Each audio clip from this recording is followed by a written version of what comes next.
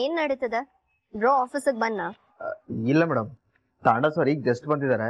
ಅದೇ ಸರ್ ಇನ್ನೂ ಬಂದಿಲ್ಲ. ಎಷ್ಟೊತ್ತಿಗೆ ಬರ್ತಾರೆ ಅಂತಾನೂ ಗೊತ್ತಿಲ್ಲ ಮೇಡಮ್. ಸರಿ, ಪ್ಲಾನ್ ಏನು ಅಂತ ನಾನು ಹೇಳ್ತೀನಿ, ಕರೆಕ್ಟಾಗಿ ಕೇಳಿಸ್ಕೊ.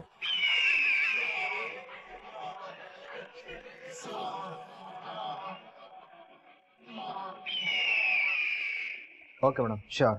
ನೋಡು, ಯಾವ್ದೇ ಕಾರಣಕ್ಕೂ ಹರಿ ಮಾಡ್ಕೊಂಬೇಡ. ನಮ್ ಪ್ಲಾನ್ ಏನಿದೆಯೋ ಅದಕ್ಕೆ ಸ್ಟಿಕ್ ಆಗೋಣ. ಯಾವ್ದೇ ಕಾರಣಕ್ಕೂ ನಮ್ ಪ್ಲಾನ್ ಮಿಸ್ ಆಗ್ಬಾರ್ದು. ಅಷ್ಟೇ ತಾನೇ ಮೇಡಮ್, ಎಲ್ಲಾನು ಹೇಗ್ ಮಾಡ್ತೀನಿ ಅಂತ ನೋಡ್ತಾ ಇರಿ. ಚಿಟಿಕಿ ಹೊಡೆಯೋದ್ರಲ್ಲಿ ಮುಗಿಸ್ಬಿಡ್ತೀನಿ. ನೋಡು, ಈ ಓವರ್ ಕಾನ್ಫಿಡೆನ್ಸ್ ಬೇಡ ಅಂತ ಹೇಳೋದು. ಎಷ್ಟ್ ಹೇಳ್ತೀನೋ ಅಷ್ಟ್ ಮಾಡಿ ಸಾಕು.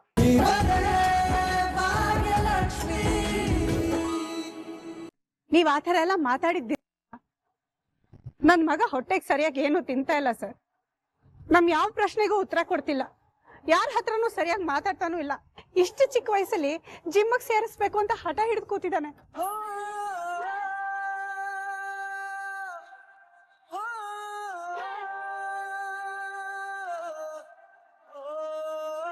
ಅಲ್ಲ, ಅವನ ಕೈಲಿ ಓಡಕ್ಕಾಗಲ್ಲ ಅಂತ ನಾನೇನಾದ್ರು ಸುಳ್ಳು ಹೇಳಿದ್ದೀನ? ನಿಜನೇ ತಾನೇ ಹೇಳಿರೋದು. ಅದ್ರಲ್ಲಿ ಅಷ್ಟೊಂದು ಮನ್ಸು ತಗೊಳ್ಳೋದೇನಿದೆ? ಸರ್ ಸಾರಿ, ಹೀಗೆ ಕೇಳ್ತೀನಿ ಅಂತ ಬೇಜಾರು ಮಾಡ್ಕೊಳ್ಬೇಡಿ. ಆದ್ರೆ ಈ ಸ್ಕೂಲಲ್ಲಿ ಎಲ್ಲರೂ ಒಂದೇ ರೀತಿ ಮಾರ್ಕ್ಸ್ ತಗೊಳ್ತಾರ ಸರ್? ಇಲ್ಲ ಅಲ್ವಾ? ಒಬ್ಬ ರ್ಯಾಂಕ್ ಬರೋ ಸ್ಟೂಡೆಂಟ್ ಇದ್ರೆ ಇನ್ನೊಬ್ಬ ಆವರೇಜ್ ಆಗಿ ಓದೋನ್ ಇರ್ತಾನೆ, ಇನ್ನೊಬ್ಬ ಫೇಲ್ ಆಗೋ ಸ್ಟೂಡೆಂಟ್ ಇರ್ತಾನೆ. ಫೇಲ್ ಆಗೋ ಸ್ಟೂಡೆಂಟ್ ನ ನೀನ್ ಹೇಗಿದ್ರು ಫೇಲ್ ಆಗ್ತೀಯ ಅಂತ ಎಕ್ಸಾಮ್ ಬರೀದೆ ಕೂರಿಸ್ತೀರಾ ಸರ್? ಮೇಡಮ್, ನೀವಾದ್ರೂ ಹೇಳಿ, ಇಲ್ಲ ತಾನೆ? ಇಲ್ಲ ಅಲ್ವಾ ಸರ್? ಯಾವ ಸ್ಟೂಡೆಂಟು ಚೆನ್ನಾಗಿ ಓದ್ತಿಲ್ವೋ ಅವನ್ ಕಡೆ ಇನ್ನೂ ಚೆನ್ನಾಗಿ ಓದ್ಲಿ ಅಂತ ಇನ್ನೂ ಜಾಸ್ತಿ ಗಮನ ಕೊಡ್ತೀರಿ. ಅವ್ನ್ ಚೆನ್ನಾಗಿ ಮಾರ್ಕ್ಸ್ ತೆಗಿಯೋ ತರ ನೋಡ್ಕೊಳ್ತೀರಿ. ಇದು ಹಾಗೆ ಅಲ್ವಾ ಸರ್? ನನ್ ಮಗ ಚೆನ್ನಾಗಿ ಓಡ್ತೇ ಇರ್ಬೋದು, ಆದ್ರೆ ಓಡ್ಬೇಕು ಅನ್ನೋ ಆಸಕ್ತಿ ಅವನಲ್ಲಿದೆ, ಆ ಛಲ ಇದೆ. ಅದಕ್ಕೆ ನಿಮ್ಗಳ ಪ್ರೋತ್ಸಾಹ ಬೇಕಲ್ವಾ ಸರ್? ಅವನು ಆಸೆ ವ್ಯಕ್ತಪಡಿಸಿದ ತಕ್ಷಣ ನೀವು ತಮಾಷೆ ಮಾಡಕ್ ಶುರು ಮಾಡ್ಬಿಟ್ರೆ ಅವನಿಗೆ ಬೇಜಾರಾಗಲ್ವಾ ಸರ್? ಅಲ್ಲ ಭಾಗ್ಯ ಅವರೇ, ಇದು ನಡೆದು ಎಷ್ಟೋ ದಿನ ಆಗಿದೆ, ಅವತ್ತೇ ಬಂದು ಹೇಳ್ಬೋದಾಗಿತ್ತಲ್ಲ. ಸರ್, ನಾನ್ ನಿಮ್ ಹತ್ರ ಬಂದು ಹೇಳೋದಕ್ಕೆ ಇವನ್ ಮನೇಲಿ ಬಂದು ಹೇಳ್ಬೇಕಲ್ಲ ಸರ್? ಅವನ್ ಮನೆಗ್ ಬಂದು ಈ ವಿಷಯನೆಲ್ಲ ಹೇಳಿದ್ರೆ ನಾನ್ ಸ್ಕೂಲಿಗೆ ಬಂದು ಮಾತಾಡ್ತೀನಿ. ಆಗ ನಿನಗೆ ಯಾವ್ದನ್ನು ಫೇಸ್ ಮಾಡೋ ಧೈರ್ಯನೇ ಇಲ್ಲ ಅಂತ ಮಕ್ಕಳೆಲ್ಲ ಆಡ್ಕೊಂಡು ತಮಾಷೆ ಮಾಡ್ತಾರೆ ಅನ್ನೋದಕ್ಕೆ ಅವನ್ ಈ ವಿಷಯನ ಮನೇಲಿ ಹೇಳ್ಕೊಳ್ಳೇ ಇಲ್ಲ ಸರ್. ತುಂಬಾನೇ ಮುಜುಗರ ಪಟ್ಕೊಳ್ತಾನೆ.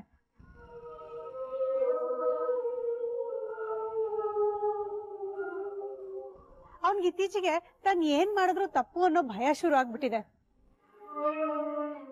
ಏನ್ರಿ ಮಾತಾವಿದು? As a PET you should support ಅಲ್ವಾ? ನೀವೇ ಹೀಗೆ ಮಾಡಿದ್ರೆ ಹೇಗೆ? ಹೌದು ಸರ್, ಮಕ್ಕಳು ನಿಮ್ಮಿಂದಾಗ್ಲಿ ನಮ್ಮಿಂದಾಗ್ಲಿ ಎಕ್ಸ್ಪೆಕ್ಟ್ ಮಾಡೋದು ಸಪೋರ್ಟ್ ಅಷ್ಟೇ. ಆ ಸಪೋರ್ಟ್ ನಾವು ಅವ್ರಿಗೆ ತೋರಿಸ್ಬಿಟ್ರೆ ಅವ್ರ ಜೀವನದಲ್ಲಿ ಏನ್ ಬೇಕಾದ್ರೂ ಅಚೀವ್ ಮಾಡ್ಬೋದು ಸರ್. ಹೌದು ಆಂಟಿ, ನೀವು ಸರಿಯಾಗಿ ಹೇಳ್ತಾ ಇದ್ದೀರಾ. ನಾನು ಖೋಖೋಕ್ ಸೇರ್ಬೇಕು ಅಂತ ತುಂಬಾ ಇಂಟ್ರೆಸ್ಟ್ ಇಟ್ಕೊಂಡಿದ್ದೆ. ನನ್ ಕೈಲಿ ಆಗಲ್ಲ, ನನ್ ವೇಟ್ ಜಾಸ್ತಿ, ನನ್ ಕೈಲಿ ಓಡಕ್ಕಾಗಲ್ಲ ಅಂತ ಸೇರ್ಸ್ಕೊಳ್ಳಿಲ್ಲ ಇವರು.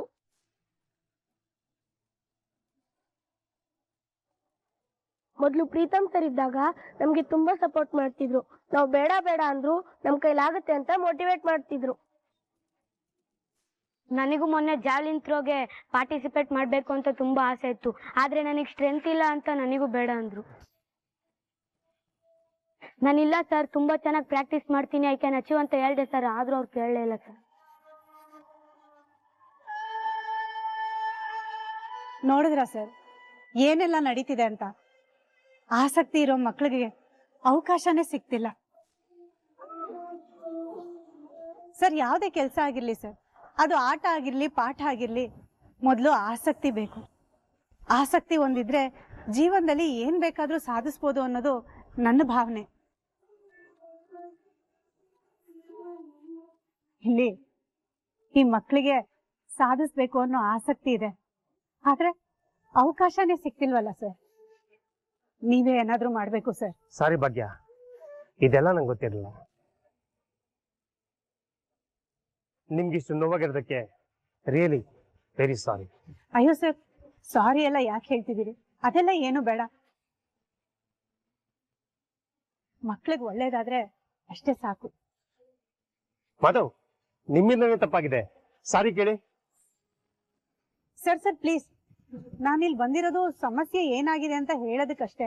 ಅವರಿಂದ ಸಾರಿ ಕೇಳಿಸ್ಕೊಳ್ಳೋದಕ್ಕಲ್ಲ ಸರ್. ಆ ನಿರೀಕ್ಷೆನೂ ನನ್ಗಿಲ್ಲ.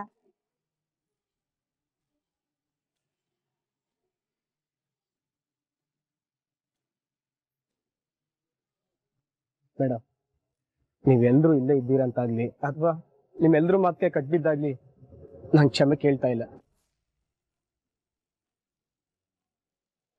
ನಾನು ಯೋಚನೆ ಮಾಡಿದೆ, ಒಬ್ಬ ಗುರುವಾಗಿ ಈ ತರ ತಪ್ಪು ಮಾಡಬಾರ್ದಿತ್ತು. ನಿಮ್ಮೆಲ್ರಿಗೂ ಸಪೋರ್ಟ್ ಮಾಡಬೇಕು ಅಂತ, ಟ್ರೈನ್ ಮಾಡಬೇಕು ಅಂತ ನಾನು ಕರ್ಸಿದ್ದಾರೆ. ಆದ್ರೆ ನಾನು ನನ್ನ ಕರ್ತವ್ಯ ಮತ್ತು ತಪ್ಪು ಮಾಡಿದ್ದೀನಿ. ನನಗೆ ಗೊತ್ತು, ಇಲ್ಲಿ ಎಲ್ರಿಗೂ ಬೇಜಾರಾಗಿದೆ. Sorry for that.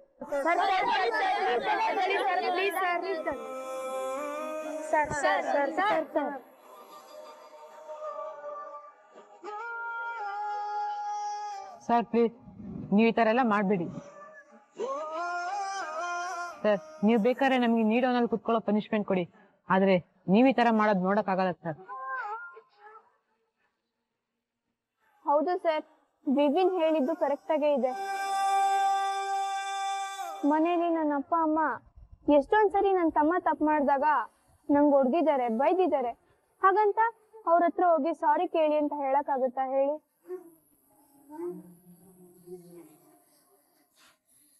ಹೌದು ಸರ್, ನಾವು ತಪ್ಪು ಮಾಡಿದಾಗ ತಿದ್ದೋರು ನೀವು.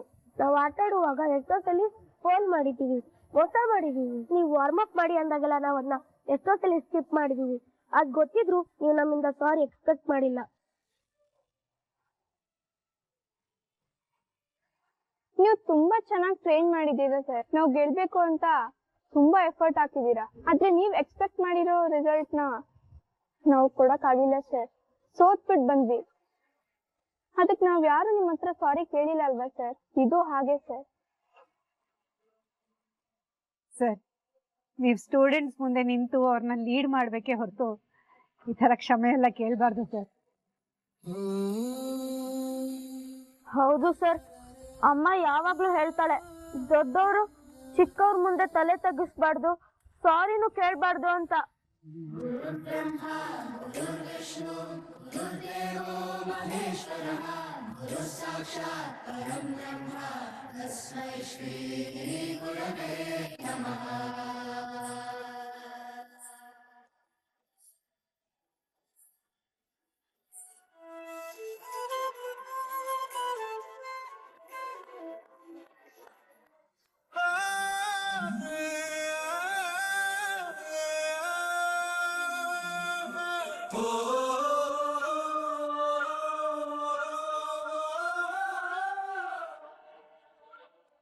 ಆದಿಯವ್ರೆ, ನೀವೇನಿಲ್ಲಿ? ಆ ಪ್ರಶ್ನೆನ ನಾನ್ ನಿಮ್ಮನ್ ಕೇಳ್ಬೇಕು, ನೀವೇನಿಲ್ಲಿ?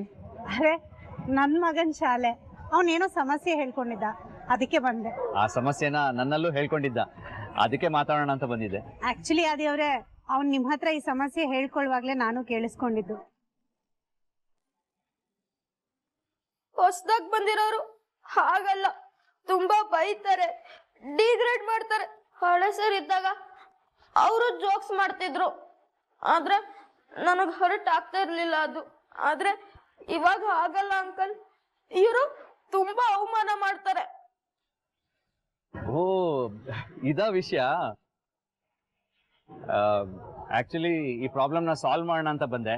But Bhagya, very well done.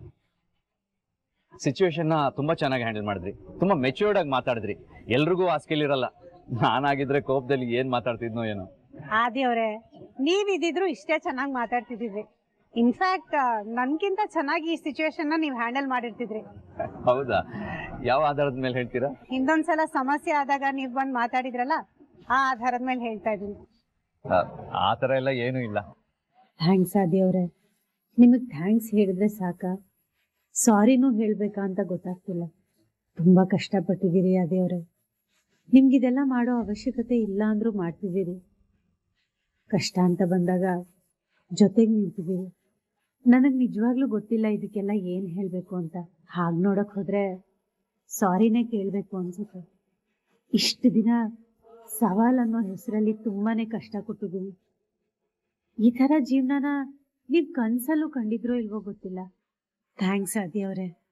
ನಾನ್ ದುಡ್ಡು ತಗೊಳ್ಳಿ ಅಂತ ನೀವ್ ಇಷ್ಟೆಲ್ಲ ಎಫರ್ಟ್ ಹಾಕೋದ್ ಬೇಡಿತ್ತು. ನನಗೆ ಗೊತ್ತು ನಾನು ಈ ಸವಾಲ್ ಯಾಕೆ ಮಾಡಿದೆ, ಅದು ನನಗೆ ಅವಶ್ಯಕತೆ ಇರಲಿಲ್ಲ ಅಂತೆಲ್ಲ ನೀವು ಯೋಚನೆ ಮಾಡ್ತಾ ಇದ್ದೀರಾ ಅಂತ. ಡೋಂಟ್ ವರಿ, ಇವತ್ತು ನಿಮ್ಮ ಎಲ್ಲ ಕ್ವೆಶ್ಚನ್ಸ್ಗೂ ಆನ್ಸರ್ ಸಿಗುತ್ತೆ. ಅಂದರೆ ಆ ದುಡ್ಡು ನಿಮ್ಮ ಕೈ ಸೇರುತ್ತೆ. ನಾನು ಹಾಕಿರೋ ಎಫರ್ಟ್ ನನಗೆ ಖುಷಿ ಕೊಡುತ್ತೆ ಅಷ್ಟೇ. ಹಾಗೆ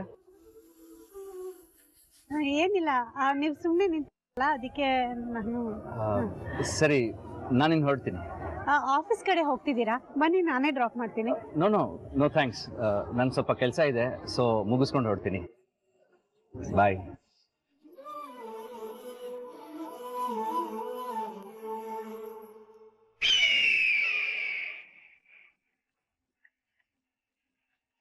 ಏನ್ ನಡೀತದ ಬ್ರೋ? ಆಫೀಸಿಗೆ ಬನ್ನ?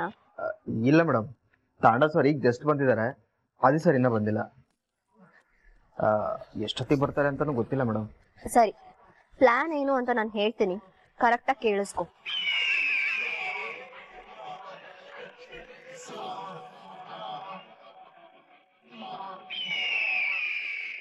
Okay madam, sure. ನೋಡು, ಯಾವ್ದೇ ಕಾರಣಕ್ಕೂ ಹರಿ ಮಾಡ್ಕೊಂಬೇಡ. ನಮ್ ಪ್ಲಾನ್ ಏನಿದೆಯೋ ಅದಕ್ಕೆ ಸ್ಟಿಕ್ ಆಗೋಣ. ಯಾವ್ದೇ ಕಾರಣಕ್ಕೂ ನಮ್ ಪ್ಲಾನ್ ಮಿಸ್ ಆಗ್ಬಾರ್ದು. ಅಷ್ಟೇ ತಾನೇ ಮೇಡಮ್, ಎಲ್ಲಾನು ಹೇಗ್ ಮಾಡ್ತೀನಿ ಅಂತ ನೋಡ್ತಾ ಇರಿ. ಚಿಟಿಕಿ ಹೊಡೆಯೋದ್ರಲ್ಲಿ ಮುಗಿಸ್ಬಿಡ್ತೀನಿ. ನೋಡು, ಈ ಓವರ್ ಕಾನ್ಫಿಡೆನ್ಸ್ ಬೇಡ ಅಂತ ಹೇಳೋದು.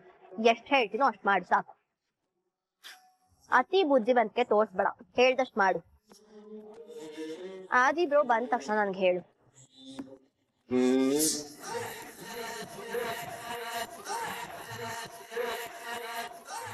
ಮೇಡಮ್, ಆದಿ ಸರ್ ಆಲ್ರೆಡಿ ಆಫೀಸಿಗೆ ಬಂದಿದ್ದಾರೆ. ಸರಿ, ಅವ್ನ್ ಎಲ್ಲಿ ಹೋಗ್ತಾನೆ, ಏನ್ ಮಾಡ್ತಾನೆ ಎಲ್ಲಾನು ಅಪ್ಡೇಟ್ ಮಾಡು. ಸರಿ ಮೇಡಮ್.